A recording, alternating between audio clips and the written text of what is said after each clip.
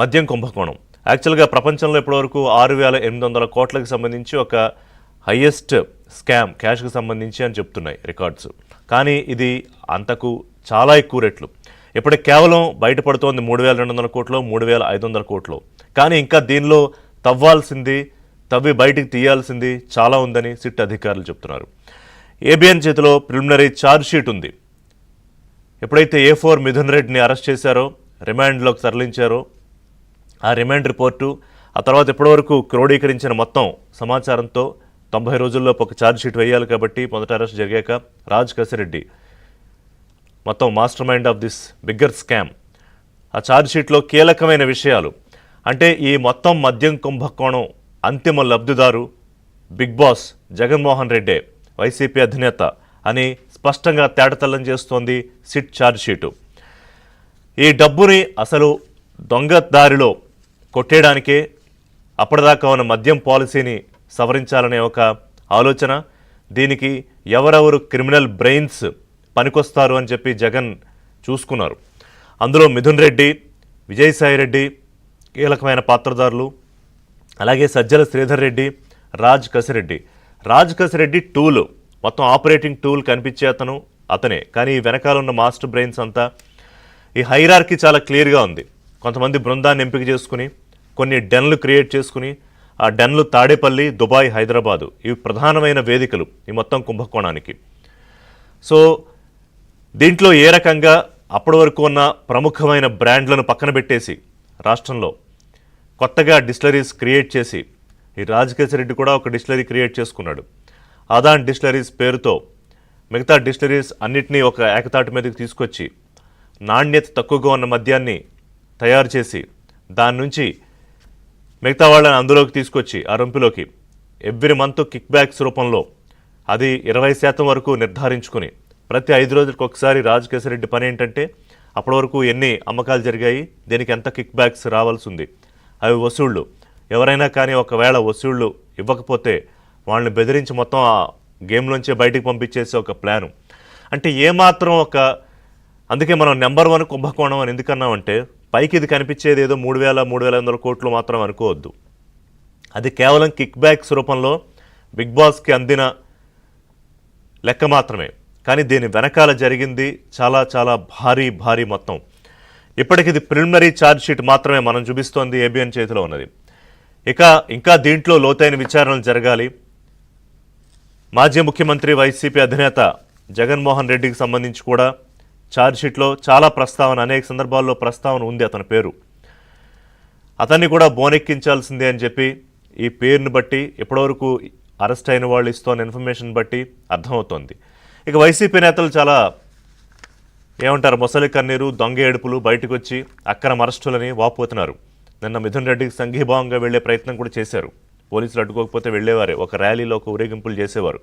విజయవాడ రాజమండ్రి జైలుకి, విజయవాడ నుంచి రాజమండ్రి వరకు నెల్లూరులో పెట్టమని అడిగారు. వాళ్ళు అడ్డా కదా, కుదరదని రాజమండ్రి సెంట్రల్ జైలుకి తరలించారు సిట్ అధికారులు న్యాయమూర్తి ఆదేశాల అనుసారం. సో ఈ డబ్బంతా ఏం చేశారు వీళ్ళు? ఎన్నికల్లో ఓటర్లకు డబ్బు పంపిణీ కోసం సుమారు 300 కోట్ల దాకా. దొంగ బంగారం అంటే బంగారం కొన్నట్టుగా దొంగ జిఎస్టీలు, దొంగ బంగారం కాదు, దొంగ బిల్లులు, రియల్ ఎస్టేటు, సినిమాలు, హాస్పిటల్స్, ఐటీ, డొల్ల కంపెనీలు, ఈవీ, ఫార్మా, లాజిస్టిక్స్, ఇలా రకరకాల స్టార్టప్లు, ఖరీదైన లగ్జరీ కార్లు, ఒక వెరీ లగ్జరియస్ లైఫ్.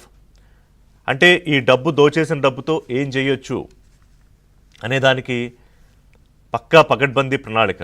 నేను ఇంతకుముందు నిన్నే చెప్పా, అంటే ఒకవేళ అధికారంలోకి రేపు వస్తే, ఇది 2019 ముందు వీళ్ళు వేసుకున్న ప్లాను, ఎవరైనా అధికారంలోకి వస్తే 5 ఏళ్లలో ఏం చేయాలి, ప్రజలకు ఏం చేయాలి, రాష్ట్రానికి ఏం చేయాలని. కానీ మనం ఏం చేసుకోవాలి, ఎలాంటి స్కామ్లు రూపకల్పన చేసుకోవాలి, దాంట్లోంచి దొరకకుండా ఎలా ఉండాలి, దొరికిపోయినా కూడా దాని నుంచి ఎలా తప్పించుకోవాలి అంటే సిట్ అధికారులు చాలా చాకచక్యంగా ఇవాళ వీళ్ళు చెబుతున్న ప్రతి మాటకి కూడా ఒక సపోర్టింగ్ డాక్యుమెంట్ ఉంది, ఒక ఎవిడెన్షియల్ ప్రూఫ్ ఉంది. అవి గూగుల్ టేక్అవుట్స్ కానివ్వండి, లేకపోతే వీళ్ళున్న చోట తీసిన ఫోటోలు కానివ్వండి, ప్రతిదీ డాక్యుమెంట్ రూపంలో పొందుపరిచారు. అలాగే వీళ్ళ ట్రావెల్ హిస్టరీ, ఎన్నిసార్లు దుబాయ్కి వెళ్ళారు, ఎన్నిసార్లు ఆఫ్రికా కంట్రీస్కి వెళ్ళారు, ఎవరెవరితో మాట్లాడుకున్నారు అని మొత్తం టెలిఫోన్ డేటా రికార్డు ప్రతిదీ కూడా. అంటే ఎక్కడ వేసమెత్తు ఇంత లోపమైనా కూడా లేదు ఈ ప్రిలిమినరీ ఛార్జ్ షీట్లో. అందుకే తప్పించుకునే అవకాశం లేదని గత కొద్ది రోజులుగా వీళ్ళకి అర్థమయ్యి దీన్ని పక్కదారి పట్టించడానికి, లేకపోతే ప్రజల్లో వీళ్ళని ఏదో ఇరికించేస్తున్నారనే భావన రావడానికి జగన్మోహన్ రెడ్డి మీడియా ముందుకు వచ్చినా, సజ్జల మీడియా ముందుకు వచ్చినా వీళ్ళందరూ మాట్లాడుతున్న మాటలు. ఎప్పుడైతే విజయసాయిరెడ్డి ఈ వ్యవహారంలో ఆయన్ని విచారణకి సాక్షిగా పిలిచినప్పుడు బయట పెడుతూ ఉన్నారు ఒక్కొక్క విషయం, అలానే విజయసాయిరెడ్డి పాత్ర ఇందులో లేకపోలేదు. ఆయన కీలకం ఇందులో. ఇందాక నేను చెప్పిన హైరార్కీ రాజకేశరెడ్డి, విజయసాయిరెడ్డి, మిథున్ రెడ్డి, జగన్మోహన్ రెడ్డి, ఇది హైరార్కీ. ఆ డబ్బు ఎలా వెళ్ళాలి? బాలాజీ గోవిందప్ప వీళ్ళ ఆడిటరు, అతను ఈ డబ్బు ట్రాన్సాక్షన్కి సంబంధించి కీలకమైన సూత్రధారి, పాత్రధారి. ఇందులో ఎన్ఫోర్స్మెంట్ డిపార్ట్మెంట్ కూడా అడుగుపెట్టింది. ఎందుకంటే కీలకమైన మనీ లేయరింగ్ అని మనీ ల్యాండరింగ్ ఈ రెండు కూడా ఇన్వాల్వ్ అయి ఉన్నాయి. మేలోనే దీనికి సంబంధించి ఇటు నుంచి పూర్తి సమాచారం తీసుకుంది. అలాగే పార్లమెంటు సమావేశాల్లో కూడా దీన్ని ప్రస్తావించడానికి లావు శ్రీకృష్ణదేవరాయలు తెలుగుదేశం పార్టీ ఎంపీ ఇప్పటికే సిద్ధం చేసుకున్నారు. బహుశా వాళ్ళు మాట్లాడవచ్చు. ఇది పార్లమెంటుని కుదిపేయాల్సిన అంశం. ఎందుకంటే 50 కోట్లు 100 కోట్ల అంశాలకే ఢిల్లీ లిక్కర్ స్కామ్ ఎంత కుదిపేసింది. మరి ఇంత పెద్ద మద్యం కుంభకోణం, దేశంలోనే నెంబర్ 1 స్కామ్ కుదిపేయకుండా ఎలా ఉంటుంది? అలాగే ఎవరో ఒక గెస్ట్ చెప్తూ అన్నారు, అనేక రాష్ట్రాల్లో ముఖ్యమంత్రులు లేకపోతే కొంతమంది స్కాములు చేసిన వాళ్ళు, గతంలో కాంగ్రెస్ పార్టీ టైంలో స్కాములు చేసిన వాళ్ళు కూడా ముక్కున వేలేసుకున్న పరిస్థితి ఈ స్కామ్ చూసి. అలాగే ఈ జే బ్రాండ్ల దెబ్బకు డబ్బు ఒకటే మనం చూస్తున్నాం. ఒక్క ఈస్ట్ గోదావరి డిస్టిక్లోనే 7,000 మంది పైగా చనిపోయారు. వాళ్ళు 35 నుంచి 45 ఏళ్ల వయసు ఉన్న వాళ్ళు. అంటే వాళ్ళ జీవితంలో కీలకమైన దశలో ఉన్న ఇంటి పెద్దలు చనిపోతే ఆ కుటుంబాలు వాళ్ళు రోడ్డున పడ్డాయి. నేను చెప్పింది ఒక్క జిల్లా స్టాటిస్టిక్స్, ఇది నా లెక్క కాదు, డిఆర్డిఏ సెర్ప్ పరిశోధనలో వచ్చిన లెక్క. అంటే దీని వెనకాల డబ్బు దోచేయడమే కాకుండా ఎన్నో కుటుంబాలని రోడ్డున పడేసిన అతిపెద్ద కుంభకోణము. దీన్ని ఇంకా చాలా డీప్గా వెళ్ళాలి, ఇంకా విచారణ చేయాలని చెప్తోంది సిట్. అంటే ఇంకా కొంతమంది అధికారులు ఉన్నారు, ఇంకా కొంతమంది అప్పుడు ప్రభుత్వంలోని పెద్దలు ఉన్నారు. And it leads to the then chief minister, YSRCP chief Jaganmohan Reddy. There is no doubt. ఇది నేను చెప్తోంది ఏంటంటే ప్రిలిమినరీ షీట్లో ఉన్న ఛార్జ్ షీట్లో ఉన్న అంశాల ఆధారంగా, అంశాల ప్రాతిపదికగా. చిన్న బ్రేక్ తీసుకుంటా. ఇంత భారీ కుంభకోణం చేయడానికి వీళ్ళకున్న